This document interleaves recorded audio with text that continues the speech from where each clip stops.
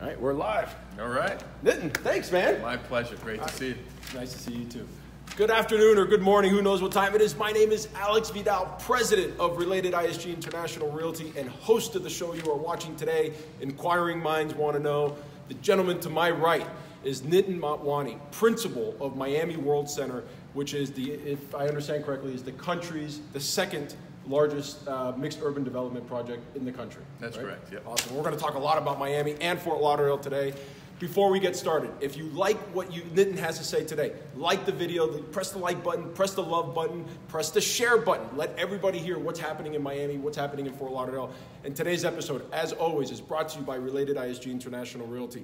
If you want to work with a broker who is connected to the most important real estate players, not only in Miami, but in the country, business people, national champion athletes, call me, email me, DM me, text me, whatever. Come work for the best broker. But forget Related ISG right now. Let's talk to Nitin about Miami. You ready? Absolutely. All right, we got 10, 15 minutes with you. Cool? Sounds great. All right, well, let's talk about you a little bit first. Nitin, you're currently developing the second biggest urban mixed project in the country, Miami WorldCenter, and you're the managing director of Encore Capital Management with over $1 billion in assets, among other things. Tell us a little bit about your road to where you are today. So my road was very windy. In high school, I thought I wanted to be a doctor until I cut open a frog. And college at Duke, I was studying economics until I decided that wasn't good. Tried law at Oxford one summer, didn't like that. When I got back from Europe, everyone was applying for investment banking jobs, so I became a trader at Goldman. Okay. In New York? In New York, and that was great, but it's just not what I wanted to do. So I left, I got my master's in real estate at Columbia, moved down in 2004, started doing deals, met my current partner, Art Falcone, and the rest is history. Got it. And I read a little bit about how you guys were talking about Miami WorldCenter on a plane, right, with Art? Yeah, we were on his plane, we went over to India, we were looking at some opportunities. Opted to not move forward there, but on the flight back, we spent 24 hours flying back and talked about a lot of things, including now what is Miami WorldCenter. At the time, it was a bunch of vacant lots and some land speculation he was involved in. I remember what it looked like prior to you guys starting down here. Now, managing billions in real estate is stressful, no doubt. You have 3 boys. I know what it's like. I have 4. How old are your boys? 7, 5, and 1.5. Just not quite 7 and 5, but close to it. I'm 21, 11, and 8-year-old twins. You look 21. How do you have a 21?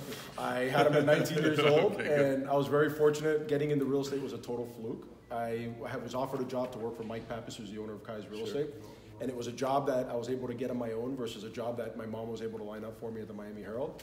I don't like people holding things over my head, and started with Mike and found a hole in the donut, and here we are 21 years later. Good for you.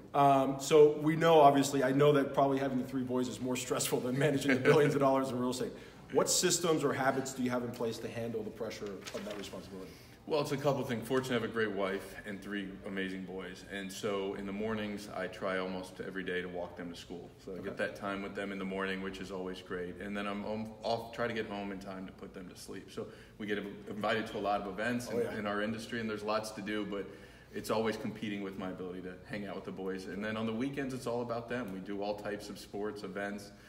They've all got 3 very distinct personalities, and it makes it a lot of fun. And I'll tell you, coming home from some of the days that I have work-wise that are more stressful, they don't really care. That's so it kind of provides that perspective. It is really crazy. My boys right now, at least my 8-year-old twins, they're on into Elf on the Shelf. And they barge into our room every morning to tell us where the elf is. And I looked at my boss yesterday, the owner of ISG, and I'm like, man, the innocence that these boys have. It's remarkable, and the cliches are true, right? They grow up fast. So you want to enjoy it while you can. And so we love it. And look, as a parent today, I think, I just finished a book, How to Raise an Adult, by the former dean of Stanford. There's a lot going on, so we try to limit the screen time. We're trying to do more stuff outdoors and be active and spend time as a family. Sure, absolutely. So very happy. They're incredible. The owner of ISG, Craig, his mother used to say, life is like a roll of paper towel. As you get closer to the center, it just goes by faster. Now let's talk South Florida real estate, especially because you are one of the few developers that really has a unique perspective of not only Miami real estate, but Fort Lauderdale real estate as well. So let's start with Fort Lauderdale as your roots really are in Fort Lauderdale. What do you think makes Fort Lauderdale so unique? And if there is something that every realtor should be including in their elevator pitch about Fort Lauderdale, what should it be? Well, everything about Fort Lauderdale for me growing up there is great. I mean, my mom and brother are still there, and we obviously are very active in the development space there. At Encore, we just finished Paramount, which sold out, amazing project. Well, my brother just finished the Gale. We're doing the Four Seasons. We're doing apartments, hotels. And I think it's finally been discovered. I mean, we're building apartments in Flagler, in Rescor, our private REIT. We're doing the Plantation Fashion Mall. There's so much that Fort Lauderdale has to offer, and finally it's getting that recognition. So yes, it has an amazing airport. But when you really think about the downtowns in South Florida, it was one of the first walkable downtowns. When you look at how gorgeous that beach is, and my parents, put their blood, sweat, and tears in that beach over the last 20 years. Now when you look at it, it's a great place to run, great place for families. It's got something for everyone. And the other part of it, aside from being the yachting capital of the world, is also, it's very casual. It's a very friendly place to go. And so I think a lot of people that are moving are looking for that. It's incredibly family friendly, but it's also got great fine dining. They've done a great push in the arts and culture space. So I think it's just really hit its stride. And every time I'm talking to a friend, an investor, everyone's talking about Fort Lauderdale. Interesting. Which is so great for me to see, given how much my parents put into it and how much my brother's been able to execute on that vision. And for you guys watching, if you ever Google Nitin, you'll learn a lot about his family's history in Fort Lauderdale and the struggles that they went through to get to where they are today. Because they sure as hell put up a hell of a fight. It's awesome. It's an awesome read. So let's talk about Miami. We referenced already that you are heading the development of the country's second largest development, Miami WorldCenter. So the same question, what makes Miami so unique, and what should every realtor be including in their elevator pitch about Miami?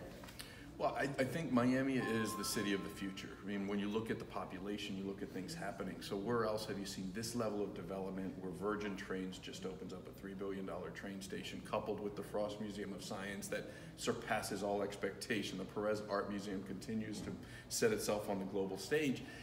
I mean, everything is happening in the city. Arts, culture, entertainment, improvements in transportation, improvements in medicine, and what's happening with Nicholas Children's and There's so many great things happening in our community, and we're young. So I think the key message point is we are young.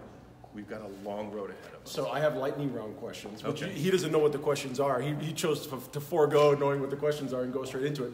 So I've been asking. I've interviewed, the mayor Francis Suarez, Alicia Silvera, Dora Puig, a lot of the big hitters down here, and that's been a trendy question that's been coming up. What age do you think Kieran Bowers from Swire?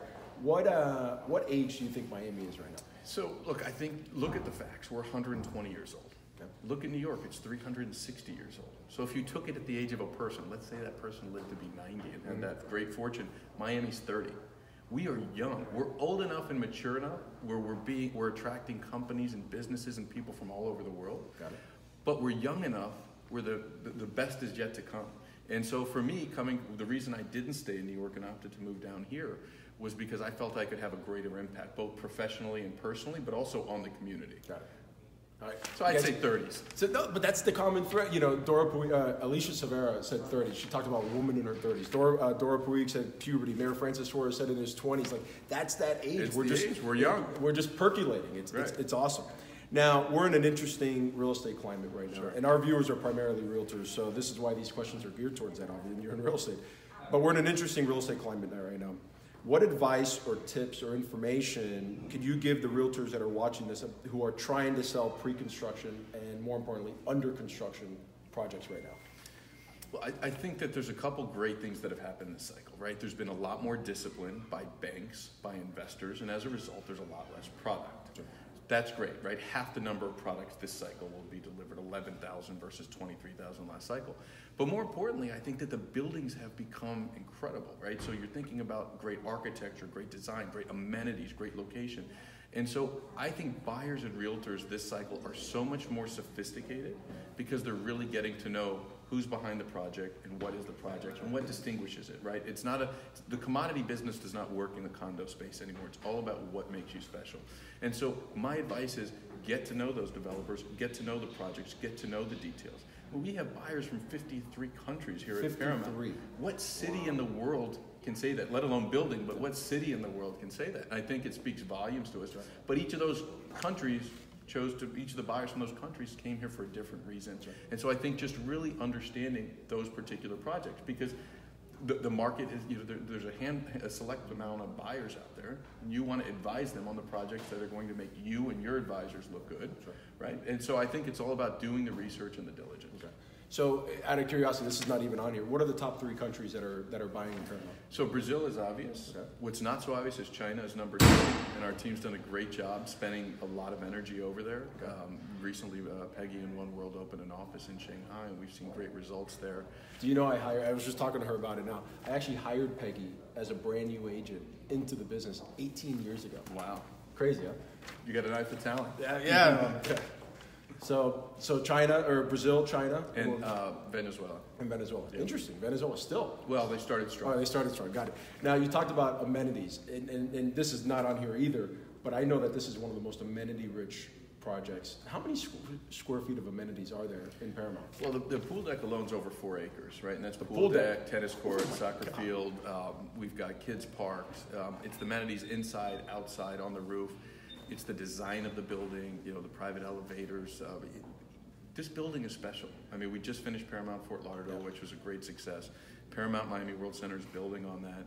And the benefit of owning 27 acres is that you could really design a city. Because what we're building isn't a project, it's a city. Interesting. And so we are $1.2 billion under development today.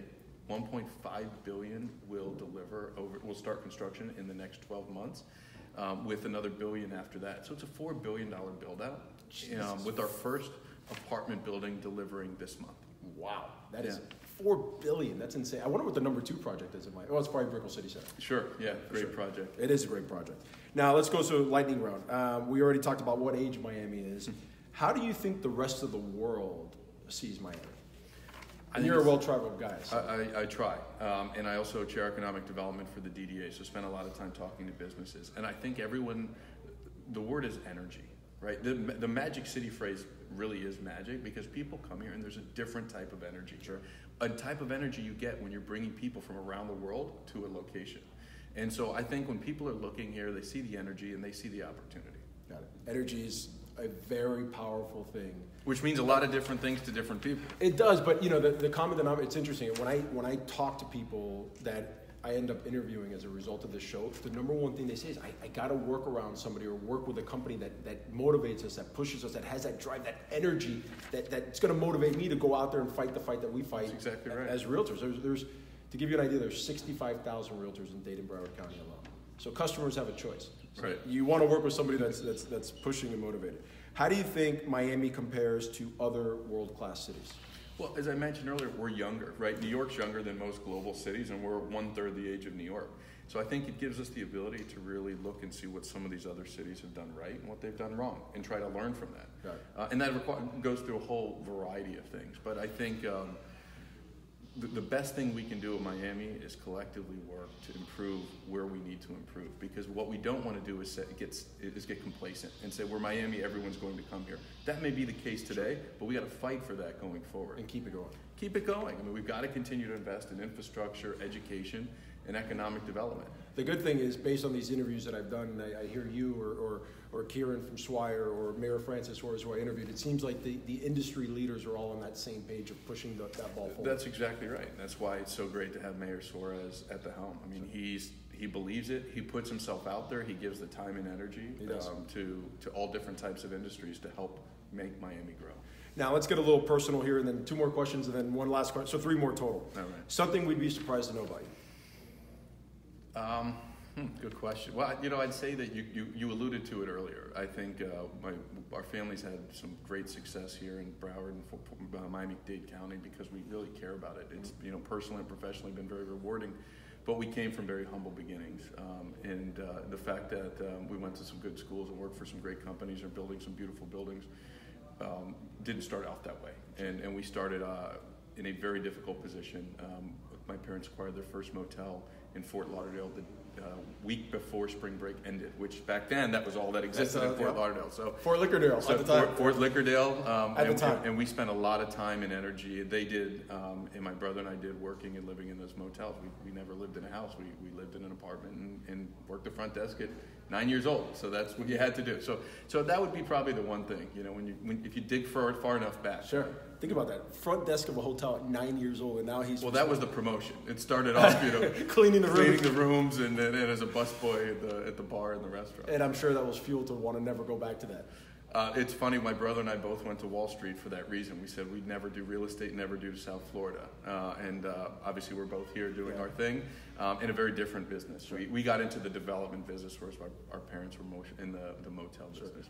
I know your father passed away a few years ago, but what's your mother up to now? So she just moved into Paramount. She's enjoying being back on the beach, and she's very involved civically in the community. Fort Lauderdale Beach is her passion, but she's involved with a lot of things. And she's still involved in the business. She can't help herself. It's what she's always done. And this year, it's been 24 years since my father passed, so she's built a great life and a great group of friends and network. That's awesome, man. Absolutely awesome. Last question. You referenced the book earlier, but any book or podcast or TED Talk or all three recommendation for the audience? So, good question. I mentioned the one for parenting, but for those without, I just finished Tim Ferriss's book, Tribe of Mentors. Okay. Loved that book. Short snippets from a lot of very impressive people across industries. I really enjoyed that, and I like a lot of autobiographies. So I just finished Shoe Dog by Phil Knight, and then about Phil Knight and Nike, and also Elon Musk's book, and Hamilton before that. So to me, these cliches are the concept of history repeating itself, and we can learn a lot from folks who've done it before. So, and it's an interesting thing you said. I interviewed a guy named Brad Lee out in Vegas. He owns Lightspeed VT. He's the virtual training platform for like Grant Cardone, Tony Robbins, Daymond Johns. And he said something. He goes, "People follow people; they don't follow companies." And what did you say? I follow Elon Musk. Sure. Phil Knight. It wasn't so much about Nike or Tesla. It's those guys. That's right. So awesome, Nitin. Thank you so much for your time. My pleasure. Short, sweet, impactful, guys. Like I said, if you like it, if you love what Nitin said today, like it, love it. Most importantly, share it. Let's get the word out there about Fort Lauderdale. Let's get the word out there about Miami and about Miami WorldCenter. Again, I'm going to pop behind the camera. If there's anything you want to say, you can wave, say goodbye. Have a good weekend. You got it.